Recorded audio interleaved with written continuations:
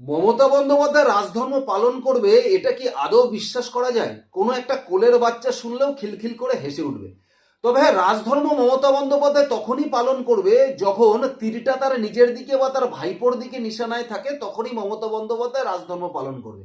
নয়তো এই রাজ্যের সাধারণ কোনো মানুষের জন্য মমতা বন্দ্যোপাধ্যায় রাজধর্ম পালন করবে, এটা কেউ কোনোদিন বিশ্বাস করতে পারবে না।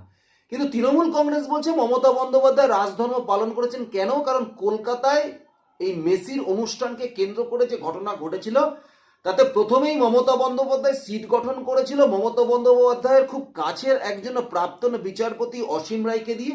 সেই কমিটিতে মুখ্য সচিব, অতিরিক্ত মুখ্য সচিবদের রেখেছিলেন।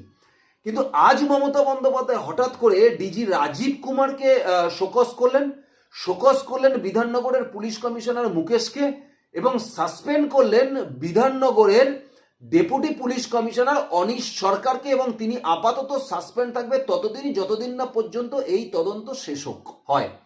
এবং এই ঘটনাকে কেন্দ্র করে তৃণমূল কংগ্রেস ময়দানে নেমে পড়ে বলছেন যে মমতা বন্দ্যোপাধ্যায় নাকি রাজধর্ম পালন করেছে।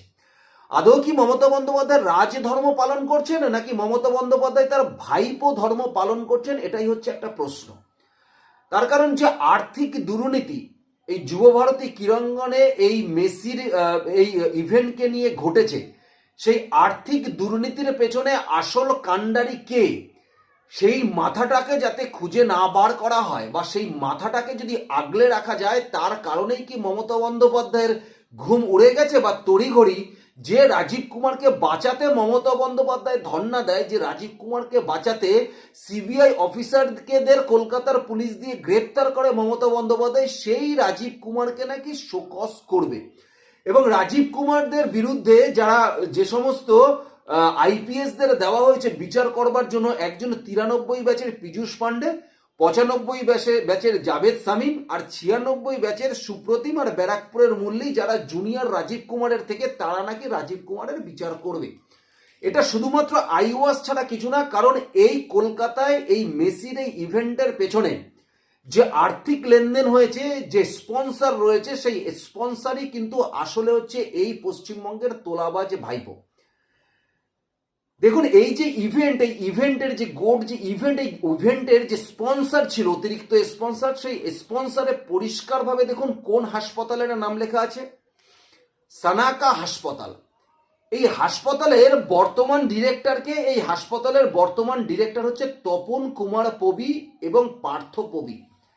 কিন্তু মজার বিষয় হলো, এই হাসপাতালের আগের ডিরেক্টর কে ছিল?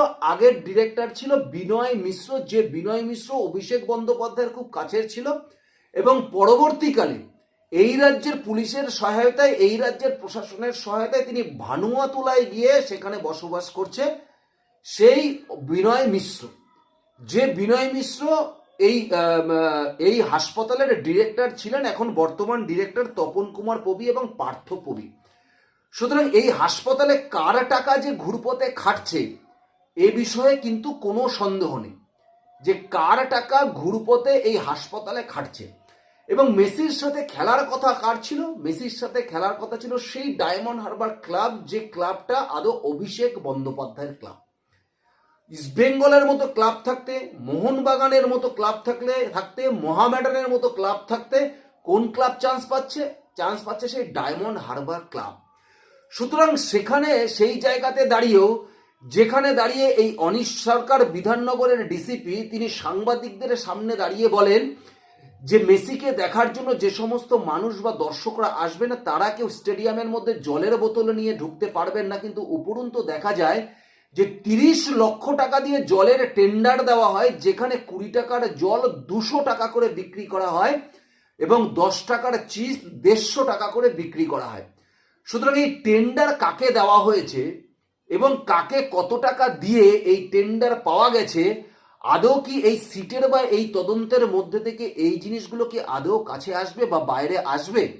বরং যাতে এই ঘটনাগুলো বাইরে না আসে, এই টেন্ডারের জন্য কোন কোন নেতা টাকা পেয়েছেন সেইগুলো বাইরে না আসে, বা এই ইভেন্টের যিনি কো স্পন্সর, যে এই সানাকা হাসপাতাল, এই হাসপাতালে কার যোগ আছে, যে বিনয় মিশ্র কার টাকায় এই হাসপাতাল করেছিল, এবং এই হাসপাতাল থেকে যে টাকা গেছে ঘুরপথে, এটা কার টাকা গেছে স্পন্সরশিপে, যাতে এইটা তদন্তের মধ্যে থেকে বাইরে বেরিয়ে না আসে, তার জন্যই মমতা বন্দ্যোপাধ্যায় তড়িঘড়ি নিজের কাছের লোক প্রাক্তন বিচারপতি অসীম রায়, যে মমতা বন্দ্যোপাধ্যায়ের সরকারের একাধিক পদ সামলাচ্ছেন, তাকে এই সিটের মাথায় বসালেন এবং তার মধ্যে দিলেন কাকে? তার মধ্যে দিলেন মুখ্য সচিব এবং অতিরিক্ত মুখ্য সচিবকে, এবং রাজীব কুমারকে শোকজ করে উনি দেখাতে চাইলেন যে আমি রাজধর্ম পালন করছি। যে সারদায় লক্ষ লক্ষ মানুষ প্রতারিত হওয়ার পরেও শুধুমাত্র সারদার নথি সরানোর জন্য, মমতা বন্দ্যোপাধ্যায়কে বাঁচানোর জন্য সেই রাজীব কুমারকে ধরতে এসে সেই সিবিআই যাতে ধরতে না পারে, তার জন্য রাজীব কুমারের জন্য এই রাজ্যের মুখ্যমন্ত্রী ধর্ণা দিতে পারে, সেই রাজীব কুমারকে নাকি উনি শোকজ করেছেন শুধুমাত্র এই মেসির এই সল্টলেক স্টেডিয়ামের এই ঘটনাকে কেন্দ্র করে। এখন বিচারটা কে করবে? যে সমস্ত জুনিয়র আইপিএসদের বসানো হয়েছে তদন্ত কমিটিতে, যারা রাজীব কুমারের বিরুদ্ধে তদন্ত করবে, তারা রাজীব কুমারদের দিয়ে জুনিয়র, আবার তার রাজীব কুমার যেভাবে আস্থাভাজন মমতা বন্দ্যোপাধ্যায়ের, আদৌ এটা কি কখনো সম্ভব যে এই যে তদন্ত, এই তদন্ত একদম নিরপেক্ষভাবে মানুষের সামনে আসবে? সেটা কোনোদিনই আসা সম্ভব নয়। সুতরাং এটা মমতা বন্দ্যোপাধ্যায়ের কাছে আই ওয়াশ ছাড়া কিছুই নয়। একদিকে যেরকম ভাইপোযোগ এর সাথে আছে, সেই ভাইপোযোগ মানুষের সামনে শুধু মানুষের চোখে আই ওয়াশ করার জন্য, আর অন্যদিকে হচ্ছে যে আশা বা স্বপ্ন মমতা বন্দ্যোপাধ্যায় দেখেছিলেন যে ময়দানে নেমে মেসির সাথে ফুটবলের শট দেবেন এবং মেসির মুখ থেকে যদি খেলা হবে স্লোগানটা একবার তার ভাষাতেই বার করা যেত, সেখানে একটা প্রচার মমতা বন্দ্যোপাধ্যায় পেতে পারত, যেটা হায়দ্রাবাদ বলুন, মহারাষ্ট্র বলুন, দিল্লিতে সেই প্রচারটা হয়েছে। সেই প্রচারটা এই রাজ্যের মুখ্যমন্ত্রী পায়নি, এবং তার সঙ্গে সঙ্গে এটাও মুখ্যমন্ত্রীর কাছে যথেষ্ট অপমানজনক যে বেরিয়েও রাস্তা থেকে তাকে ফিরিয়ে আসতে হয়েছে, যেখানে নির্বাচনের আগে ময়দানে দাঁড়িয়ে থেকে খেলা হবে স্লোগান দিয়ে এক পায়ে শট মেরে যে মমতা বন্দ্যোপাধ্যায় প্রচারের আলোয় আসার চেষ্টা করছিল, সেটা মমতা বন্দ্যোপাধ্যায়ের কাছে সম্ভব হয়নি। এবং তার সঙ্গে সঙ্গে এই ভাইপোর যে নিবিড় ঘুরপথে যোগ আছে এই স্পন্সর, এই কো স্পন্সরের মধ্যে, সেটাকে লুকানোর জন্য আই ওয়াশ ছাড়া এটা আর কিছুই নয়।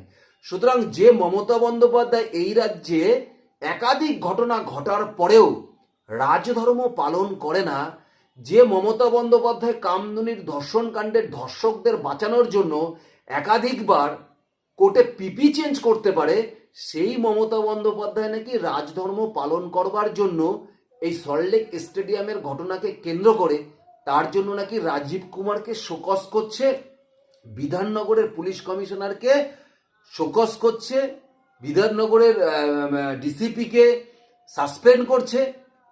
এসব কথা শুধুমাত্র ওই তৃণমূল কংগ্রেসের কিছু চাটুক কর্মী নেতৃত্ব আছে, তাদেরকে বোঝাবেন। বাংলার সাধারণ মানুষ কিন্তু আপনার এই সমস্ত কর্মকাণ্ডে আর ভুলে যাবে না যে আপনি আসলে কি জিনিস। ধন্যবাদ, নমস্কার।